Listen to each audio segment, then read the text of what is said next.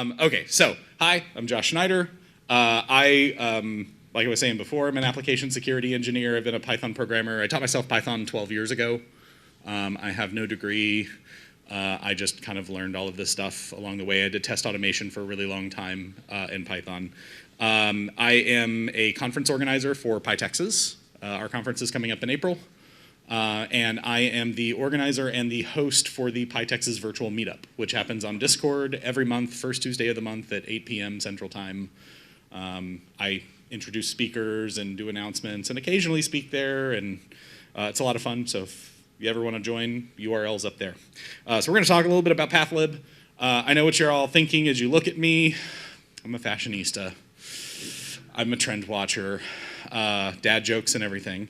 So I know what's hot this summer, and it's Pathlib. You should all be using Pathlib. But let's start by talking about where we came from. Let's start with string paths. This is a string path. Looks kind of ugly, doesn't it? It's just a string, which is kind of boring and kind of plain. And, I mean, to even work with these things, we have to pull in this library, os.path. And then we call things like abs.path to get the absolute path, which did some really weird things there, right? Because we had that little tilde in there. Didn't it just, why doesn't it just automatically expand that? Oh, we can call expand user to expand that. We get another path. We can split it to get the parent and the name of the object at the end. You know, we can call dir name and base name to get the same information.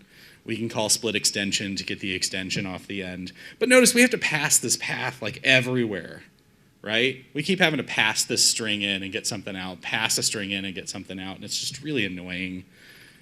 We can check if it exists, and if it's a directory, we can check if it's a file. We can import yet another library, glob. We can use that to get a list of all of the paths that are in something. But again, we just have strings, and we have to pass these all over the place, right? There's got to be a better way than this, right? Okay. So we have Pathlib. Let's talk about Pathlib for a second. Pathlib, there are two objects. There's path and there's pure path. You're probably just going to work with path at the end of the day. Notice, by the way, what the type of path is. I created a path object. What did I get back? I got back a POSIX path. Why did I get a POSIX path? Because I'm running on a POSIX OS. I'm running on Mac OS. If I were running on Windows, I would get a Windows path, right? There's some extra special magic there, but I get the path object that's appropriate to the platform that I'm running on. These are the inheritors of the path. So the path is based off of, the POSIX path is based off of the POSIX pure path. Those are based off of path and pure path, and those are based off of object. Does that all make sense? That all tracks? So let's talk about what the difference is between a pure path and a path. I'm going to collect a set of all of the members and everything, and for convenience, I'm going to put parentheses after the callable methods, and that way we can tell the methods apart from the properties, right? So these are all of the members that are available to a pure path. A pure path instance is able to do operations on the path without looking at the underlying file system. So it's able to do operations on the path itself as a thing without whatever that thing is pointing to. Does that make sense? Meanwhile, the path object, which subclasses from pure path, has all of these extra methods for actually working with all of these. And we're going to play around with some of these in a few minutes. But you can see all that stuff that you normally see in os.path is all just on the path object. You can just call it straight from the path object. You don't have to pass your string paths all over the place. You can call it straight off the object, and the object knows where it's pointing to. That makes your code a lot easier to read. Okay, so let's clear the namespace here. Let's go back to, we're going to take a path object, and we are going to create a path. We create a path by passing a string path into it. Okay, we can't completely get away from string paths. It's just the easiest way. But we can create a new path instance by passing it in. I'm calling expand user on that one too to expand that little tilde into my user directory. I can cast it back to a string path, right? Just stringify it, you get a string path back. How nice is that?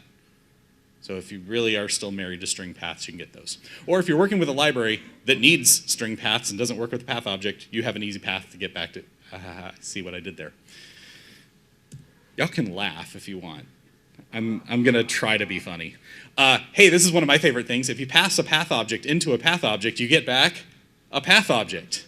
This means that all of your methods that accept, say, a path to something could accept a string or a path, and you can just convert it to a path. I use this pattern all the time. Paths are hashable. That's a good thing. What does that mean? That means we can use paths in sets. We can use them as keys to dictionaries. Since they're hashable, that also means that they're immutable. So a lot of the operations that we're going to look at in a few minutes, if they return a path object, will return a brand new path object. Okay? There are other ways to make a path. There's a couple of really useful class methods on there. CWD will give you a path object pointing to the current working directory. It will already be all expanded out and resolved, which is really nice too. So you see here, current directory. It's pointing to where we're running from. Home directory. So path.home will get the home directory, and it will do this in the method that makes sense for the platform that it's working on, right? So it will find your home directory in Linux or on Mac OS. In Windows, it'll give you the user profile directory. It knows how to find all of those things. There's also this one that I think is really useful. Everybody know what dunder file is? __ file. It is a reference to the current path of the file that you're running from. So if you want to create paths that are, say, relative to the file that you're running from, like say you have a script that's 2 folders buried and you want to make sure that, say, a logs folder is in that same folder, you can use the path to the module to anchor and then get a relative path from there. I'll show you how to do that in a minute. Very cool. So far, so good? All right. All right, so let's play around with some pure path operations. Paths, they have parts and parents. So here's our path that we were looking at before. Everybody's still got that fresh in their mind. Path.parts gives you back a tuple of all of the parts of that path. So each of the different segments and stuff in there. This can be super useful if you want to check if, say, a path has some subfolder in the middle there. If .venv in path.parts, then continue, like skip over, that kind of thing. Path has a parent, so that's the path to that path. It also has a parents collection, which is a list of all of the parents from the closest to the farthest away. This can be really, really useful. So you can do path.parent. You can do path.parent.parent, right, to get 2 levels up. Or you can do path.parents, brackets, 1, to get 2 levels up. The last segment of the path, the file name or the folder name, has some parts of its own. It has a name, which is the entire name of that file as a string. It has a stem, which is the parts without the suffix. And it has a suffix, which is a file extension, right? And what's really neat is they gave us, there's also the suffixes collection. So if you have a .text.zip, this would contain both of those suffixes in there. What's nice is, we'll cover it in a second, there are some methods to make it really easy to change those and create new path objects by making one little substitution. Path has a root. So in this case, since I'm running on a POSIX OS, that root is going to be the root file system that it's running from. So in this case, it's /. If I were running on Windows, this would be a lot more interesting. Drive is the drive letter that you're running from. It's not interesting because I'm on a POSIX OS, so it's just an empty string. How boring. We have methods to change the name, the stem, and the suffix. So there's with name. It returns a new path object with the name swapped out for the one that you give it. So remember, our original path, which is visible right here, points to that baz.txt. We did the with name, and we got a new object with the new name. Even nicer is with stem. Let's say you're writing a log handler, and you want it to automatically roll over a log file, but you don't want it to stick the new number down at the end after the file extension. You want to stick it before the file extension. Hey, that's what with stem is for. It changes out the stem without changing the suffix. Likewise, the with suffix is to change the extension. So if you're writing something to introspect code and print out, say, Markdown documentation, and you have the path to a Python module, so a .py file, and you want to swap that out for a .md file for your output path. Bingo, bango, there you go. So let's play around, let's mutate with the path a little bit. We have a relative to get a relative path relative to another path. So from this path object, give me the relative path to another location. So in this case, give me the path that's relative to home directory. You'll see my path here, right? That rel path can be converted back to an absolute path with absolute, or it can be resolved with resolve. Anybody want to guess what the difference is between resolve and absolute? Resolve will follow symbolic links. Absolute will not. Absolute will it will resolve the dot and dot dot to give, change from a relative path to an absolute path. Resolve will actually follow that to the object. What's nice is resolve has an extra optional flag. Strict equals true or false. By default, it's false. If you change strict to true, if the thing that the path is pointing to does not exist, it will actually raise an exception. That can be really useful for if a file must exist, passing strict equals true is good. We were talking about security earlier, by the way. .resolve is canonicalizing your file paths with security. You should always know what you're pointing to. All right, so some more fun path operations. We have our parent path. That's how we got our parent. We have join path. You can give it one or more strings, and it'll join those together with separators to create a new path. Or, the gods were so nice to us, they just overloaded the division operator, so we can just use the slash operator to join paths. How nice is that? It looks weird, by the way. I'm usually not the biggest fan of using operators in this way. I'm still never happy with the modulo operator for string substitution. I so love .format and f-strings. But this actually makes sense when you look at it read, like in code, so I'll give it a pass on that. We can test if a path is relative to another path with is relative to. This is the same as doing this, as checking if it's in the set of parents. And that can have some weird and interesting side effects. For instance, this path that I've created here, is it relative to the home path? Exactly. It hasn't been resolved, so that tilde there is different than the root path. So remember, these are hashable and immutable, and therefore those two things are not equal, even though they do point at the same thing. There is a method called samefile. It's not part of pure path, it's part of path, but it can go and check to see, are these two path objects pointing to the same location? We can check to see if the tilde is equal to home directory. It's not, right? Because they're not the same object. We can check if we can get a path that's relative to another path. So this is, we're taking our full path and we're getting it relative to our home directory, which gives us our little subpath. We looked at that just a second ago. Any questions so far on any of those? Everybody's nodding along with those? Those are super fun. All right, let's mess around with directories. We can check if something is a directory. So in this case, if it exists and it is a directory. If either of those things are false, the whole thing is false. Make sense? So we've tested if our data directory exists, it does not exist. We can try to create that directory, but it's not going to work because the other child directories, foo and bar, don't exist either, right? So again, the gods were kind to us. They gave us some optional parameters. Parents equals true. We'll create all of the subpaths needed to get to that path. And exist OK equals true means it will not error if those paths already exist. This is a pattern I use really often for making sure that a folder exists before I write a file or create a file. Yep. Yep. You just, in this case, instead of it being a separate method, they just stuck on the parents equals true. It's false by default. Now our directory does exist, so our isdir return true. We can list off the parent directory. We can iterdir to iterate over the directory and get any of the paths that exist inside of there, right? We can walk.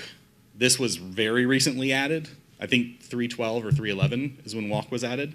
It returns to you a tuple of the current path, the files, and the folders. And then there's the glob and rglob. Glob will look for and return any paths that are within that directory, matching the glob pattern that you give it. Rglob is the recursive glob. So it's the same as doing glob.glob with recursive equals true. But it will recursively go through and return everything that matches that. So for instance, if you had a directory and you did rglob star.py, you would get all of the .py files in folder and subfolders.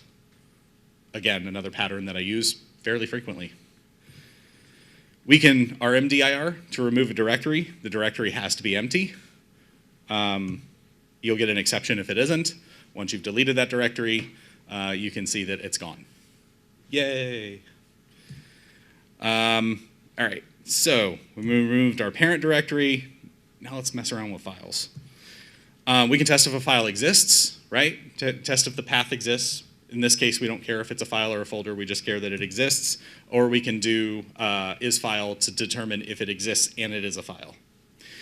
In this case, we're going to try to touch that file to create it. Everybody's familiar with the Unix touch command. In this case, it'll fail because we don't have our containing directories because we deleted them earlier. So again, we'll make our directories using our exist OK equals true and our parents equals true. And now when we touch that file, it exists. It's empty. It's formless. It's boring. But it exists. So we can rglob the directory and see that that file is there. So how about writing things to the file? Well, there's the old way. Notice that path objects have a .open. Notice you didn't have to pass the path into that .open because you called it off the path so it knew where the file was. It has all of the other same attributes and keyword arguments that are there. So we can do this old way of writing to the file. Or, again, the gods were nice to us and gave us an easier way. We can just call write text to write text to a file, so to write a string to the file. It returns the number of bytes that it wrote. Or I can use write bytes to write binary data, so bytes to the file. Likewise, for reading, there's the old way. It works. Or there's read text and read bytes.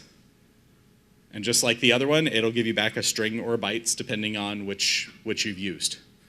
I find that read text, if you're just having to read the entire contents of a file, read text is a very easy shortcut. And we all know to use the with statement whenever we use open, right? We're all nodding on that one. Best practice. Okay. All right, so what about properties like file size and all that? It supports stat. I'm not the biggest fan of this. I wish there were just like methods for get size, get m time, get c time, but there aren't. But you can call stat and then get all of those pieces of information off of there. So you notice my stat object down here. I can call off that object to get the size. So there's the size of the file in bytes. There's the mode that it was made with. I could get the creation time. I wish it gave me the creation times and stuff as date time objects instead of timestamps, but what are you gonna do? Maybe I'll ask for that in 3.13 or 3.14. All right, so we created a new path here. We can use mkdir like we did before to create the parent directory so that it exists. We can rename. Rename takes the path that you're calling from and renames it to the path object that you're passing to it. Right? That requires that the destination file does not already exist. You would get an exception if that file already existed. So they created replace. That will replace and copy over the old file and will not raise an exception if the file already exists. Use replace really carefully because there's no going back. You have unlink. Again, I wish they just called it delete or remove or something like that.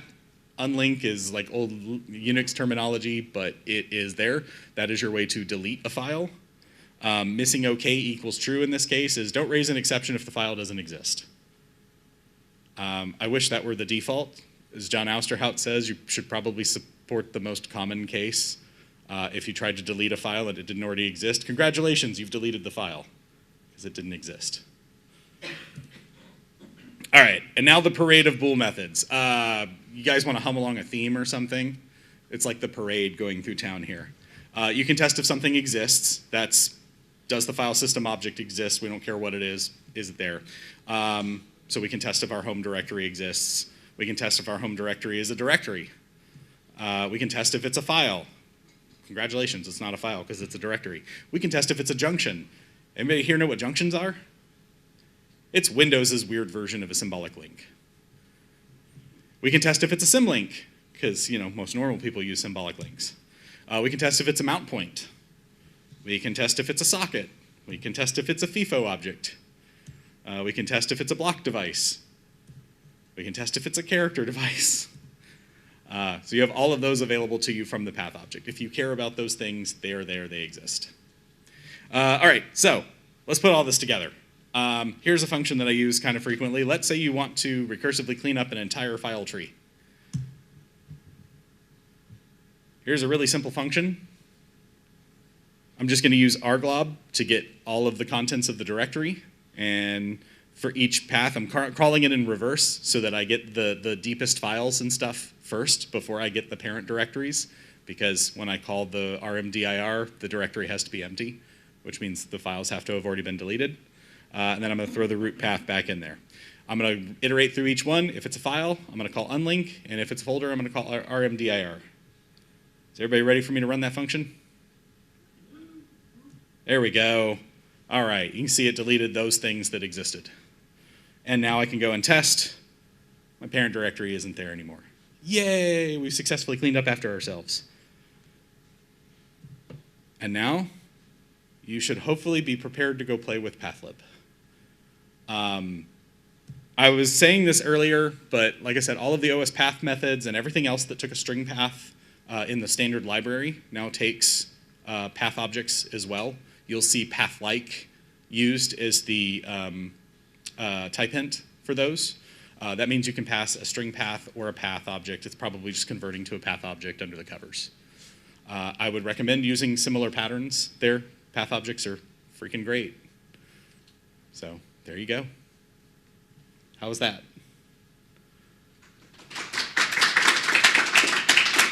With a few minutes to spare, too, so if anybody's got questions.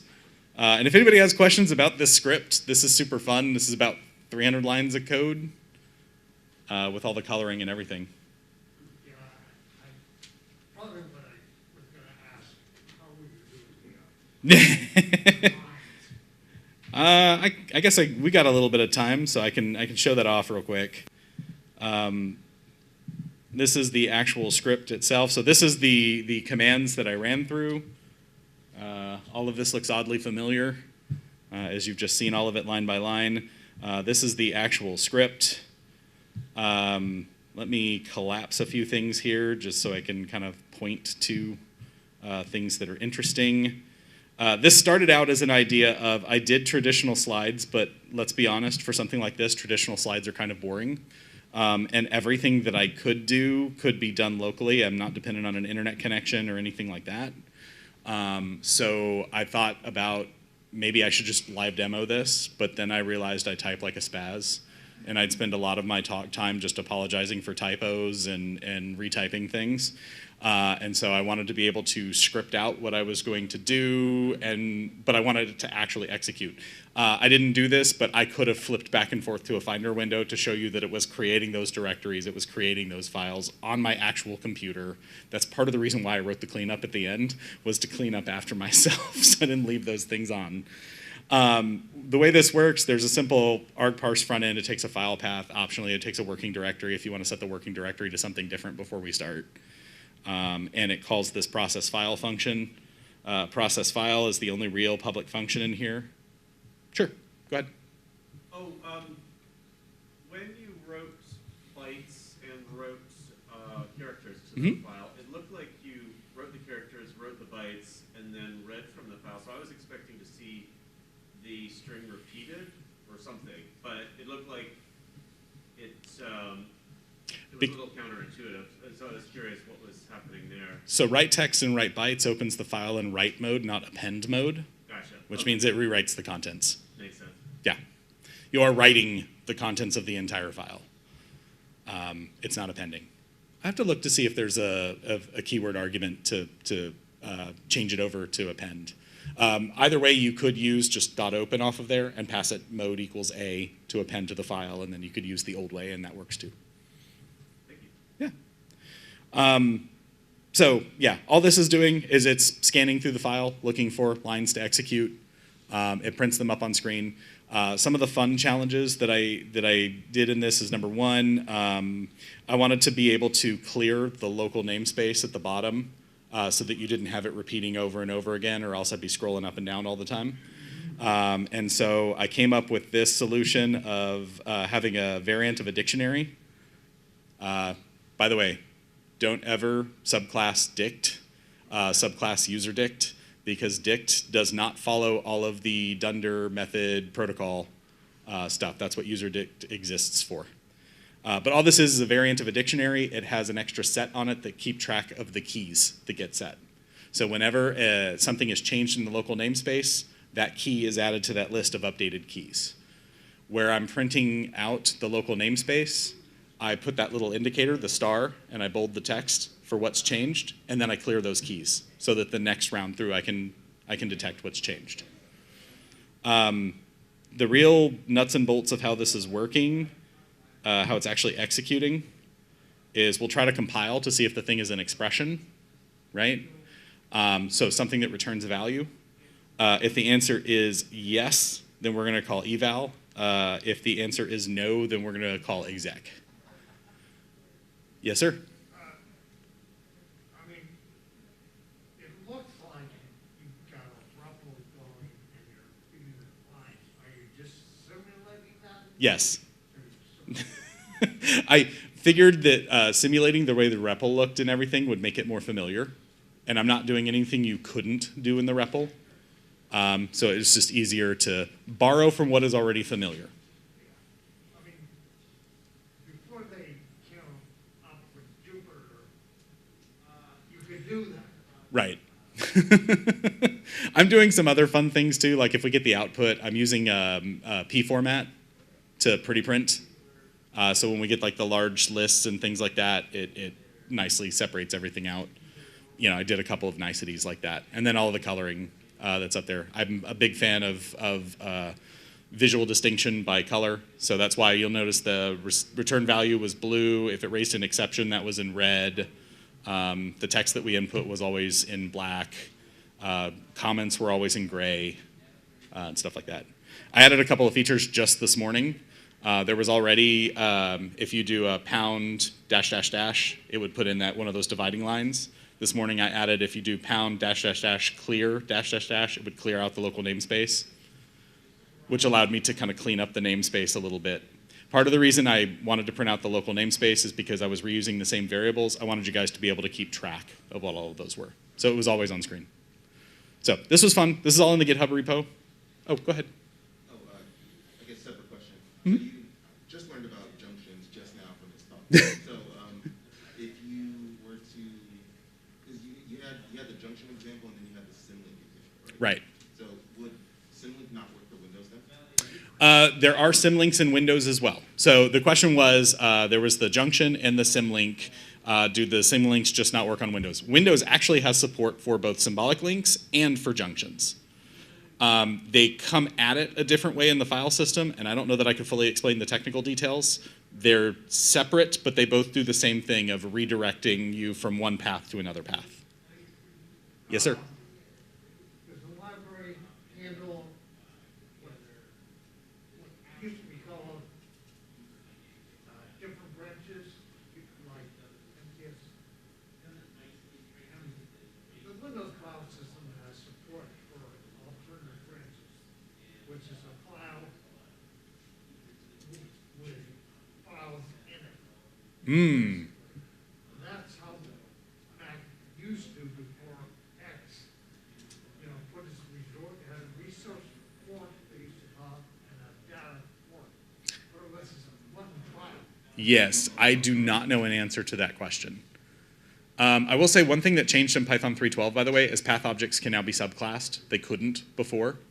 So if you're wanting to create your own path libraries, say, Don't do it. huh? Don't do it. Go ahead. In my former role, actually, some folks had done that in order to deal with S3. it can be done.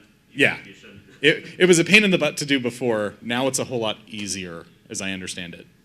I had written a registry, a Windows registry wrapper back in the day. So, all right. I will be around if anybody has questions for me. Thank you all for coming.